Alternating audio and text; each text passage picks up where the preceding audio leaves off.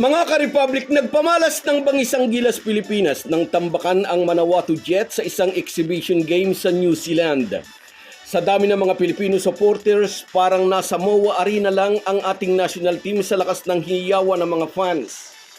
Pero habang nagsasaya ang mga tunay na sumusuporta sa bandila, dito sa Pilipinas, umarya na naman ang mga utak talangka.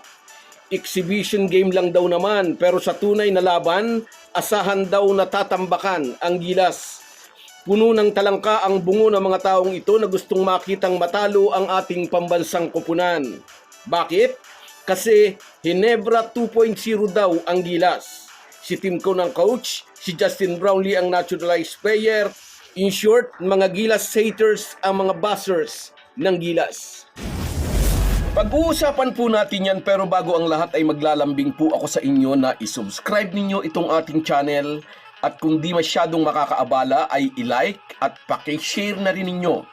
Malaking bagay po yan sa aming mga vlogger. Maraming salamat. Mga ka-Republic, sinuong ng Gilas, Pilipinas ang mahirap na biyahe mula Brisbane, Australia papuntang New Zealand.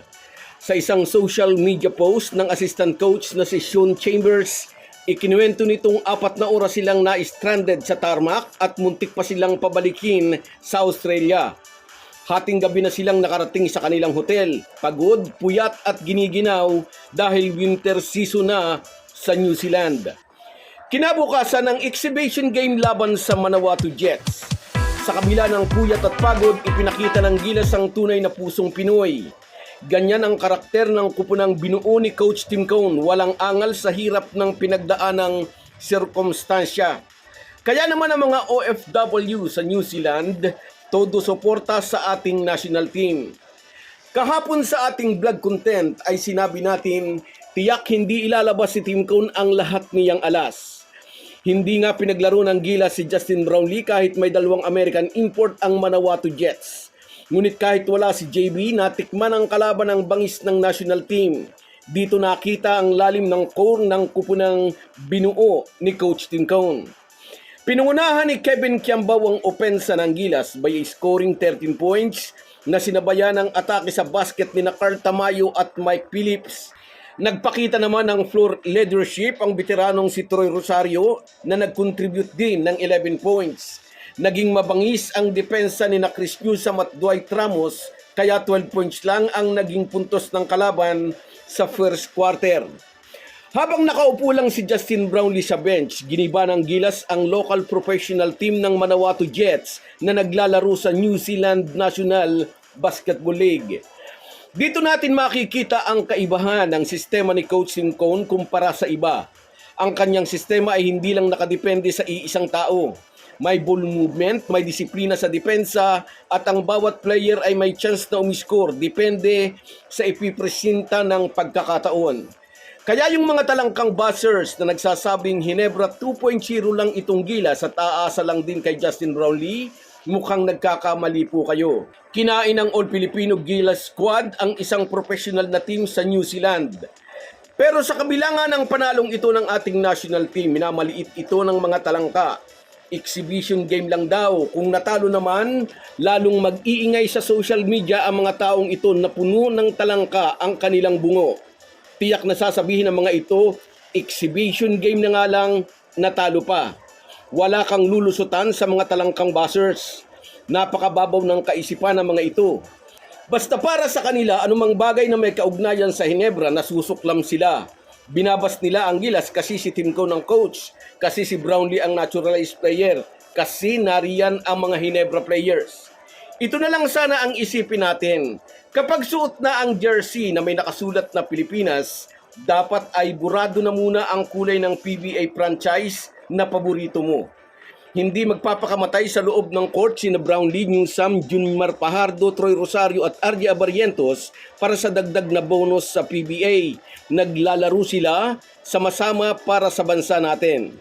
Ang pagwiwish na matalo ang sariling bansa para lang may maipintas kay Tim Cone at sa mga Ginebra players na kasama sa pambansang kupunan, sinyalis yan ng kakitira ng isip at ng pagiging toxic ng ugali. Hindi ka totoong basketball fan, bagkus ikaw ay isang lason sa komunidad. Napatunayan na ni Tim Cone ang sistema niya nang bigyan tayo ng gilas ng gold medal sa Hangzhou Asian Games, pati na nang talunin natin ang number 6 in the world na kupunan ng Latvia. Hindi na niya kailangang patunayan ang kanyang sarili sa mga taong ang bungo ay puno ng talangka. Ang pinakamagandang restback sa mga talangkang ito ay ang patuloy na pag-angat ng ating national team. So guys, yan lang muna. Hanggang sa muli. Kung wala po kayong mga viewers namin ay walang magtatagumpay na vlogger. Kaya salamat po sa inyong panunood. Shoutout sa iyo, Arago Mercy, misis ito ng kaibigan nating si Kabady Vlog sa Oman. Sa iyo rin, Ruel Gadjano, dati raw, ano rin sa Kaykay. At sa iyo rin, Mary Rogin Samar. Shoutout sa iyo. At sa iyo rin, Remedios Mancinido.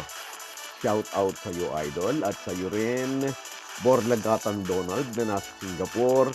Maraming salamat sa laging panonood, Idol. At sa iyo rin, Siopaw. Ayaw na rin kay Soto nito. At sa iyo rin, shout out, Arnel Oxon. Yes, totoo nga naman sina Pinggis Makabayan noon. At sa iyo rin, Henry Santos. Shout out sa iyo, Idol. At sa iyo rin, August Palumpon. Salamat sa inyong lahat. Kahit gaano po tayo kabisi ay huwag po nating kalimutan ang ating buhay espiritual. Lagi po tayong magpasalamat sa bawat araw na dagdag sa ating buhay. Malaki po ang maitutulong ng pananalangin araw-araw. Isang paalala po mula sa inyong Halo Halo Sports Republic.